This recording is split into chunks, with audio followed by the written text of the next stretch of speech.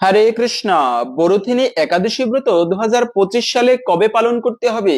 23শে April বুধবার নাকি 24শে April বৃহস্পতিবার? এবং এই একাদশী ব্রতের দিনে কি কি খাবার খাওয়া যাবে, কি কি খাওয়া উচিত নয়? শাস্ত্রে এই বরুথিনী একাদশী ব্রতের বিশেষ মাহাত্ম্য কথা বর্ণনা করা হয়েছে। পাশাপাশি আমরা অনেকে ব্রত করি, কিন্তু ব্রতের পরে যে পারণ করি সেই সময় পারণ মন্ত্র অনেকে জানি না। তো সকল কিছু আজকের এই পর্বে আমরা জানার চেষ্টা করব। আমাদের সকলেরই আজকের এই গুরুত্বপূর্ণ তথ্যগুলো জানা প্রয়োজন। সকলকে স্বাগতম জানাচ্ছি আমাদের এই ধর্মীয় তথ্যমূলক চ্যানেলে। আমরা চেষ্টা করি এরকমই সনাতন ধর্মের ধর্মীয় তথ্যগুলোকে আপনাদের সাথে উপস্থাপন করতে, শেয়ার করতে। তাই আসুন আগামী কিছুক্ষণ সময় একসঙ্গে ধৈর্য ধরে আজকের এই গুরুত্বপূর্ণ তথ্যগুলো জেনে নেই। আশা করছি আজকের এই তথ্যগুলো আপনাকে অবশ্যই সমৃদ্ধ করবে। ভালো লেগে থাকলে অবশ্যই একটা লাইক করে কমেন্টে জয় শ্রীকৃষ্ণ ভগবানের জয় একবার হলেও লিখে যাবার অনুরোধ জানাচ্ছি। দেখেন, এই একাদশী ব্রতের দিনটি ভগবান শ্রীকৃষ্ণের অত্যন্ত প্রিয় দিন। বছরে দ্বাদশ মাসের মধ্যে সব থেকে শ্রেষ্ঠ মাস হচ্ছে কিন্তু তিনটি মাস। এক হচ্ছে কার্তিক মাস, বৈশাখ মাস আর মাঘ মাস। তো এই বৈশাখ মাসের বিশেষ মাহাত্ম্য কথা শাস্ত্রে পাওয়া যায়।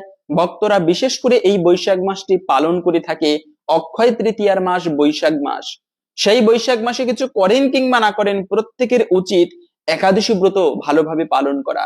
তার মধ্যে আবার এই যে বরুথিনী একাদশী ব্রত, যেমন বৃহস্পতিবার মা লক্ষ্মীর দিন, শনিবার শনি দেবতার দিন, একাদশীর দিনটি যে বারই হোক না কেন, এটি হচ্ছে ভগবান শ্রী বিষ্ণুর বা ভগবান শ্রীকৃষ্ণের অত্যন্ত প্রিয় দিন। তাই যদি কোনো ভক্ত একাদশী ব্রতের দিনে একান্ত ভক্তি শ্রদ্ধার সহিত এই বরুথিনী বা যে কোনো একাদশী ব্রত পালন করে, তবে ভগবান তার প্রতি অত্যন্ত প্রসন্ন হয়। আর ভগবান যদি প্রসন্ন হয়, সে ব্যক্তির জীবনে কোনো দুর্ভাগ্য থাকে না, সকল অশুভ কেটে যায় এবং সৌভাগ্যের উদয় হয়ে থাকে। এবং বছরে 24টি একাদশী ব্রত রয়েছে, যার মধ্যে একটা শ্রেষ্ঠ ব্রত হচ্ছে বরুথিনী একাদশী ব্রত। কেন এই ব্রতটি শ্রেষ্ঠ? এই ব্রত পালন করলে কি ফল লাভ হয়ে থাকে?